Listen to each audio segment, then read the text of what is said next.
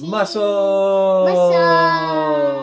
So we're going to get an amazing PEI-inspired mussel dish. You can see you don't need many ingredients, but we're going to start with sharpening our knife and cleaning these mussels. That just means taking any, what we call beards on them off by rinsing them under cold water and making sure they're all clean. Then I'm going to get a pot of salted water on boil, get it steaming, and get my mussels in there. To make my sauce, I'm going to chop some parsley, some garlic, and half a lemon. Now I'm going to take some nice high quality mayo and I'm going to throw in my chopped parsley and garlic, zest half that lemon, and I'm going to squeeze in the lemon juice with some paprika, salt, and pepper. I'm going to mix that up, and man, I'm telling you guys, this sauce is so key for this dish. It's so good.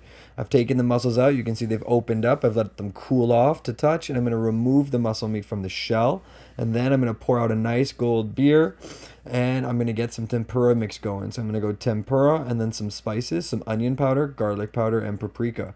Pour in that beer, give it a good mix, and then, of course, take a nice little beer break. Now I'm going to be dunking those mussels into the tempura and into the oil.